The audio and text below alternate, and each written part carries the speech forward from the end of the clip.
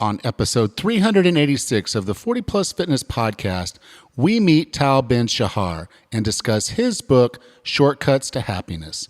You can find the full show notes for this episode at 40plusfitnesspodcast.com/386. Have you decided you're ready to make a change? To reclaim your health and fitness?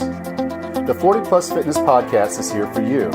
I'm your host, Alan Meisner. I'm an NSAM certified personal trainer with a specialization in corrective exercise and fitness nutrition. Let me be your coach as you find your way on your health and fitness journey. All right, let's go. Hello, I am so glad to have you back here for another episode of 40 Plus Fitness Podcast. Today we're going to interview a very, very cool guy. I know you're going to enjoy this interview quite a bit because we're going to talk about happiness. And as you probably know, if you've listened to this podcast for a while, I've recently moved down to Panama. And so I've been kind of going through a kind of a staged move. We came back to the States a couple weeks ago and moved out some things out of our house to make it a little easier to facilitate moving and closing when someone does actually make an offer. But it's also been a pretty stressful few weeks in trying to get that done, get our dog down here to Panama, which was an ordeal in and of itself, and to go ahead and sign the contract and buy Island Fitness here in Bocas del Toro. So I now am a proud gym owner of Island Fitness in Bocas del Toro. So if you find yourself down in Bocas, please do come by and drop in for a workout. I'd love to meet you. But again, that's been a very, very stressful time. So I'm really glad to go back and reflect on that with this renewed look at what we're talking about today. If there's anything I can do to help you, though, I do really want to help you reach your health and fitness goals. It goes well beyond what we do here at the podcast. I'm all in for helping you find wellness, and I'm offering you a free 15-minute consult. No obligation, just a free phone call. We get on a conference call line, and we talk for about 15 minutes about the things that matter most to you and your wellness. You can go to 40plusfitnesspodcast.com/15min. That's 15 men or 15 men, M-I-N. So go to 40plusfitnesspodcast.com/15min, and you can book your free 15-minute consult. That link actually just takes you directly to my calendar. So you can just set up the link, nothing else to do, get on the phone with me, and I can try to help you reach your health and fitness goals this summer. So our guest today is a really, really cool guy. He is a Harvard professor. He went to Harvard, and he teaches on positive mental attitude and happiness. So really great topic. I'm really glad to have him here. With no further ado, here is Tal Ben-Shahar. And Tal, welcome to 40 Plus Fitness. Thank you. Thank you for having me here. Your book is called Shortcuts to Happiness, Life-Changing Lessons from My Barber. And your barber's name is Avi. I think I'm pronouncing that right, but it was really cool to kind of go through these stories that over the course of 2 years. I shave my head, so I haven't been to a barber in over 20 years or so. It was like, I think the last time I went to a barber, and I didn't have one that was nearly as cool as yours. Yeah, well, I must say that during those 2 years, I had a much shorter haircut than usual, and not just me, also my boys. So I took them more often than necessary to the barber. I get it. It sounds like it just sounded like a really cool place that it's, sometimes you just popped in just to hang out. It was really kind of that cool of a place. Yeah, in many ways it was. I saw it as an island of sanity. In our crazy busy world, where things are up in the air and everything is virtual. Here was something real, authentic, simple, and wise. Yeah. Well, my wife and I, we moved to Panama not long ago to try to find exactly what you're talking about. We literally are on an island. And yesterday we went to this farm. It's an organic farm. They do cocoa and coconuts and all of that. So he taught us all walked us all over his property. It's really cool to just kind of, I guess I say disconnect, but it really was reconnect because I spend more time online, I think, than I do offline, and that's really kind of a sad statement, but I do appreciate that you had that opportunity to, and probably still do, to hang out with Avi and learn even probably more than probably a second book coming, I guess is the best way for me to say it. There's a sequel, yes. Okay. I'm actually hoping. I must say, I'm actually hoping that other people will write sequels, because I think maybe one of the most important lessons I learned is that wisdom is ubiquitous. It's everywhere. For 25 years, I've been in academia. I still am, and most of the primary source for me was academic research, ancient wisdom, from the great thinkers, from Plato, Aristotle, Lao Tzu, and Confucius. And here suddenly, once I opened my eyes or ears, I realized the deep wisdom that was just literally in my neighborhood. And that's what I thought was so cool is, one of the things you did in the book, and I'll have to look it up here real quick, because I actually, as soon as I read that chapter, I pulled down the book. It's a fiction book. It's called The Schopenhauer Cure. Yes, by Irvin Yalom. Okay, I've downloaded that book. That's now on my reading list for the next one, because I just thought it was really cool that you were looking and tying these things together, from the conversations that you're having with your barber to a book you may have read somewhere else, even if it was a novel, and just kind of like you said, it's just this birth of wisdom that you're getting in your local environment. Yes, and what I realized is that the minute I decided to write that book, and it happened when I was having my haircut. I was not having a good day, but I went for the haircut. 20 minutes later, I come out not just looking better, but also feeling better.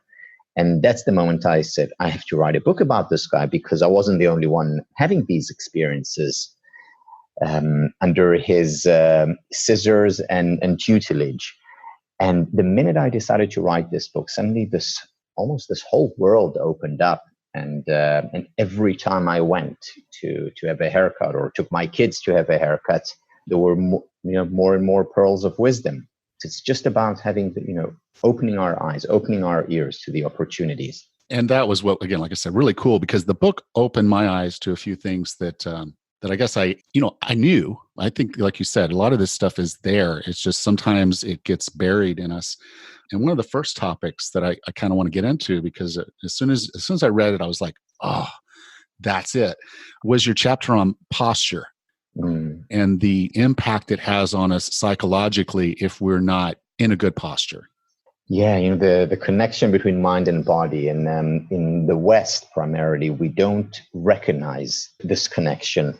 And I thought about it when I was, or rather when my kid was having a haircut, and I saw how Avi essentially, straightened Eliav's back, and suddenly his posture changed. And I could see that psychologically he changed as well.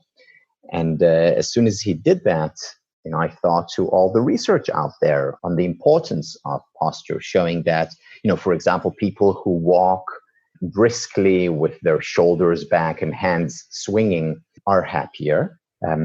Also, if they just fake it. In other words, if you fake walking this, even if you don't feel that way, you start walking this way, you actually start to feel better. Or if you put on a smile, a happy face, even if you initially fake it, you become it over time. So it's the connection between our postures and our psychological state, our external state and our internal state. Yeah, since we traveled to Panama, I haven't had a chance to move my studio stuff down, and I have this adjustable desk, and I've been in this apartment that we rented. It's near town. It's perfectly located for us to learn where things are, but I'm literally sitting at a kitchen counter on a chair, and I just realized as I was reading the book, because it was on my computer as well, is I was all hunched down and I, closed and leaning forward. And I was like, let's try this. I get up and I actually walked to the store. And when I got back, it's like I had drank a pot of coffee. I felt so much better. I had so much more energy. And so I think just kind of taking that moment when we realize, hey, I'm not open, I'm closed, and I need to open myself up. I think there's a lot of joy, a lot of happiness and positive vibes that are going to come out of just kind of realizing the body is connected to the mind and vice versa. And they both can be used as tools to help the other. Exactly. So the fact that it's a loop between them, and a loop, a circular relationship, a cycle, means that we can start anywhere. We can start by changing our mind. We can start by changing our our posture. Now, the interesting thing is that there is another loop, not an internal loop, but an external loop. In other words, if you walk to the store, slouched looking down, you're unlikely to have interactions with others. Whether when you open yourself up physically, then others are much more likely to respond to you in the same way, which of course will lead to an upward spiral. Yeah, I know my career as an intern, when I was an internal auditor, I tended to have more of a, like you said, a closed posture at work, and that affected my relationship with everybody at work. They saw me as this scary guy. And even though we were on the same team, working for the same company, it did put off that vibe that I was unapproachable. And it's sometimes difficult for me offline now, just dealing day to day with just normal people, to have the right vibe. And so I do need to keep myself cognizant of how I'm projecting. Yeah. And, as you were talking, I'm thinking of something else regarding our life in the office. We spend a lot of time in our offices sitting down, and it's very unhealthy to spend all these hours, even if we are sitting up, in a positive, open posture. Just being static, being sedentary is unhealthy. There are doctors who actually are talking today about sitting as the new smoking. Now, I think they are exaggerating, but not much. Meaning there's a lot of research showing just how bad sitting for, 8 hours, 10 hours a day is for us. And the suggestion is, the rule of thumb is, every half hour, get up for, even if it's 10, 20 seconds, get up and move around and then go back to sit. This will have an impact both on your psychological well-being as well as your physical well-being. Yeah, there's a lot of people that follow this thing called Pomodoro. Are you familiar with that? No. Okay. It's basically where you have a work task, and you're going to be sitting there doing this work task. You set your clock for 25 minutes and you just focus on that one task for your 25 minutes. And when the 25 minutes is up, you now have a 5-minute break to get up, move around, to not think about that project, to stare at blue sky, to do anything that would give you some moment of rest, some moment of refreshment. And then you can go back for another 25 minutes. And they've found scientifically that people are a lot more effective, a lot more productive following that method. Yes, I can certainly see why that happens. And again, the impact is both psychological and physiological. There's another important loop that you talk about in the book that I think a lot of us forget. And it reminded me of, when you read books like The Blue Zones and things like that about how people are living longer and happier and healthier lives. It's about being connected. It's like being part of the whole. Yeah, number one predictor of happiness is relationships. There's a wonderful study conducted at Harvard. It started almost a century ago. It followed Harvard students as well as people from the community around Cambridge, Massachusetts, followed them for over 75 years. And what was found, at the end of the 75 years, after collecting quite literally millions of data points, what was found was that there was one major predictor of both health, physical health, and happiness, psychological health. And that was relationships. Now, the interesting thing about relationships was that it didn't matter what kind of relationships, meaning some people had romantic relationships that they enjoyed for decades. Others had very close family ties. Others had very close, intimate friends, professional relationships. It didn't matter. But people who had close, intimate, real, genuine relationships were both happier as well as healthier. The best predictor. Now, today, and you alluded to this earlier, today we're losing this connection because real relationships are being substituted by virtual relationships. And unfortunately, 1,000 friends on social media are no substitute for that one, best friend, that one or two intimate relationships. Yeah, it's a 400 square foot apartment right now. So my wife and I have been spending a lot of intimate time together. And at first I thought when we first got here, I'm like, we're going to be fighting all the time. And I'll say there's been some moments, little flare ups here and there, but really I feel much more connected to her, to the world, just having this opportunity to have this time with her. Yes, I can absolutely see that. The other thing though is also, in the best of relationships, whether it's the romantic relationships, whether it's friendships, there are disputes, there are disagreements. There are no sterile or perfect relationships. In fact, a very important part of a healthy long-term relationship is dealing with conflict disputes. Well, when you're in a one little bedroom place together, there's a few here and there, but no, really, it's been pretty awesome. There's another chapter you had in here that one of the things you said about the book that I think is important is these lessons are not something you just read through one time and say, oh, okay, I got it, and I'm going to follow this. You go back to these. I think these are some great lessons for you. Just have this book nearby, and when you feel okay, I'm angry or I'm not connected or I'm not happy, flip through just the table of contents. I went through kind of an episode earlier this week, and I got angry. I just and so I found myself just very angry at this event. And I went back actually because I had read this chapter before. I went back and read it again, and so that's on anger management. And I have to say, it did help me kind of put this all back into perspective. And I'm not going to say I've perfectly managed that situation, but it is past me now. And so, can you talk a little bit about how we can approach anger? Sure. So, if I can tell the background behind that chapter, which was a real fun chapter to write. So, I was having my haircut and this woman just storms into the barber shop all angry and upset. And Avi asks her, so what's up? And she says, well, this, and then she used an expletive. This guy, cuts me off. How dare he? And so on and so on. And Avi says to her, I have a method of dealing with this kind of behavior on other people's part. And she says, what? And, we both actually thought, he said, I beat him up because, Avi's a strong guy. but no, he takes another route. And what he says is that if he's, let's say, waiting for a parking spot and, the parking spot frees up and he's been waiting. And as soon as he tries to go in with a car, an SUV cuts him off. And then he said to us, what I imagine then is that a cow cut me off. And, both of us, just laugh and say, a cow? And he says, exactly.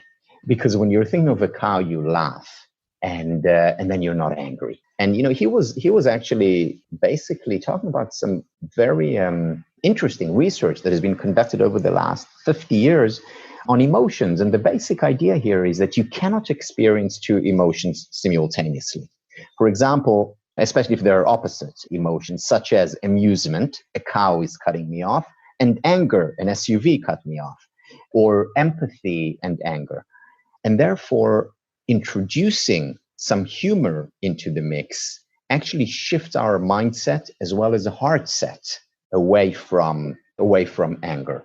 And I must say, I've been using this very often, not just when people cut me off on the road, but in other occasions, imagining something funny when I tend to be angry or upset. It's very simple. It's even silly, but it's the silliness of it that makes it so effective.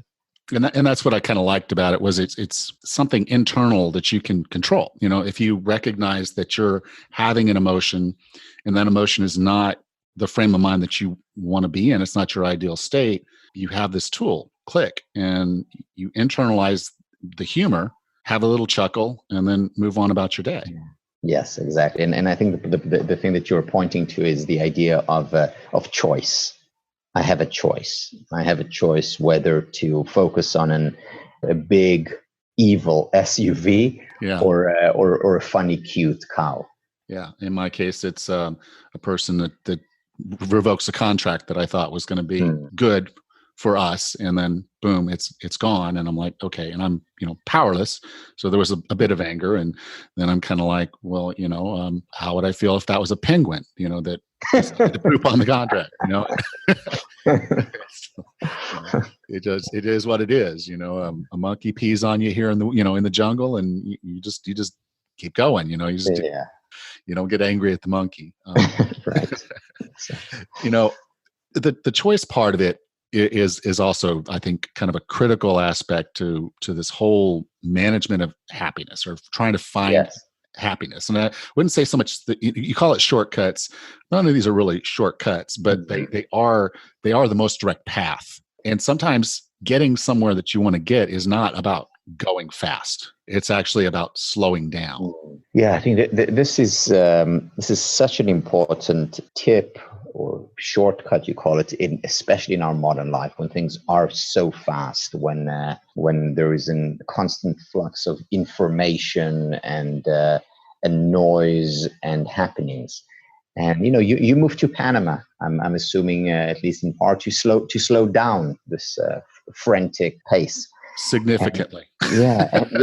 And the question is, how can we deal with the frantic pace? And one way is to just move away, retire, get away from it all. The other approach is to find, again, what I said at the beginning, to find islands of sanity in this crazy busy world. And island of sanity can be going out with a dear friend to dinner and switching your phone off and not being available and really being there with that person, or going for a walk, once again, without technology, or meditating. But it's these small breaks that can make a very big difference. One of the things that I talk about a lot is dealing with stress. And, stress is it's not even an epidemic in the US, it's a pandemic. It's a worldwide phenomenon that even Australians are suffering from excessive stress. And the question is, what do you do with the stress? So one way to think about it, you say, okay, I want to eliminate it. I don't want stress in my life. The other way to think about it, which is actually better, healthier way to think about it, is the stress in and of itself is not bad. I go to the gym and I lift weights. What am I doing to my muscles? I stress my muscles. Not a bad thing. I actually get stronger as a result, unless I don't take recovery. If I just lift weights and more weights and more weights, then this stress mounts and I get injured. In the same way in life, it's okay to experience stress as long as there are also periods of recovery. So we need to punctuate our crazy busy lives with recovery, whether it's recovery, as I said, in terms of that meal with a friend, or a good night's sleep, or a day off at least once a week. Yeah, that is so important. And I think it is hard in today's society to actually turn off, to leave your phone off, to take a day off, because you kind of feel like something's leaving you. You're losing something. There's this fear you're going to miss out of something. And so it is this, to me, this one might be the hardest thing to really kind of wrap your mind around, is that if you don't recover, then the stress is not good for you. And it's like you said, no, that's when burnout happens. That's when injury happens. It is bad for you. And the thing is that, as you said, it's not easy to disconnect. And the reason why it's so hard is because most people in developed countries are addicted, literally addicted to technology. Last week I was giving a lecture somewhere in Latin America, and the audience were partners in that particular firm, so very senior people, and their spouses. So there were 400 couples there. And I said to them, look, I have a question for you. I don't want you to answer it aloud, just in your mind's eye. Just think about the answer. And my question was, in the morning when you wake up, first thing, you open your eyes. Who do you turn to? And then, there are chuckles in the room. And I said, do you turn to your lovely husband, wife, partner, or do you turn the other way? And it was a rhetorical question. I mean, obviously, most people turn to the phone first thing when they open their eyes in the morning. Now, I said to them earlier, I said, look, this is an addiction like any other addiction. Now, imagine if you're an alcoholic, would you have a bottle of tequila right next to you in bed as you open your eyes? Of course not. Why do we have our phone right next to us when we go to sleep? Well, I know one answer I always get when I talk to folks about this, because I typically won't have my phone right by the bed. I've been fortunate enough to know that that's not what I want. But they use their phone for their alarm. They use their phone for a lot of other things. And so again, that's what makes it so hard, is that you see this as this valuable tool, but it's also a problem. Yes. Yeah. I hear you. And about a year ago, I actually bought myself an old-fashioned watch with an alarm clock specifically for that. But I don't need to put the phone next to me. Perfect. All right. So Tal, I define wellness as being the healthiest, fittest, and happiest you can be What are 3 strategies or tactics to get and stay well? So, the first thing is that we need to allow in unhappiness so that we can fulfill our potential for happiness. There's a common misconception that a happy life is a life which is devoid of painful emotions. But in fact, there are only 2 kinds of people who don't experience painful emotions, such as sadness or anger or frustration or anxiety or envy. 2 kinds of people who don't experience these painful emotions, and they are the psychopaths and dead people. And so experiencing these painful emotions, it's actually a good sign. It means we're not a psychopath and we're alive. The problem in today's world is that, especially given social media, where we see others who seem to be happy all the time, we think there's something wrong with us when we experience painful emotions and we reject them. And when we reject painful emotions, they only intensify. Moreover, when we reject painful emotions, we're also inadvertently rejecting the pleasurable emotions. So the first step is accepting painful emotions. And by the way, this applies to our mental health as well as to our physical health. Suppressing, repressing, rejecting emotions is essentially a prescription for not only unhappiness, it's a prescription for illness. So that's one thing. The second thing, physical exercise. So much research on physical exercise and its importance, once again, not just for physical well-being, for psychological well-being. More and more psychologists are talking about physical exercise as the wonder drug. So as little as 30 minutes 3 times a week, and punctuate your day-to-day with ongoing movement, that's enough, or I should say that's the minimum we need to sustain mental health.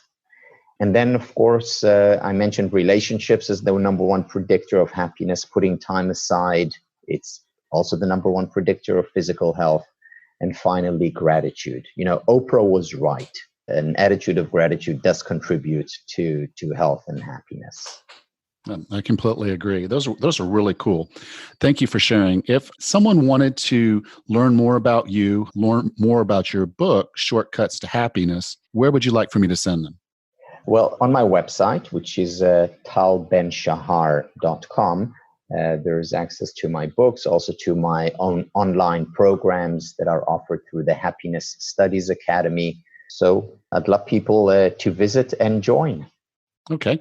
Well, you can go to 40plusfitnesspodcast.com/386, and I'll be sure to have the link there. So Tal, thank you so much for being a part of 40 Plus Fitness.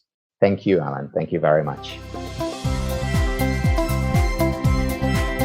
I hope you enjoyed today's episode, and if you did, would you please consider becoming a supporter of the podcast? It's pretty easy. You go to 40plusfitnesspodcast.com/Patreon, and that's Patreon, and that will take you to a website where you can actually contribute to the show. There's different access levels that you have, so you can get some additional goodies on top of just being mentioned in the show notes or something like that. But even $1 an episode, it's not asking a lot, I don't think, but I really would appreciate your support if you can go to 40plusfitnesspodcast.com/Patreon and become a patron of the 40 Plus Fitness Podcast. Thank you. Next time on the 40 Plus Fitness Podcast, we meet Jennifer Carroll and discuss her book, Beyond Invincible. Until then, have a happy and healthy week.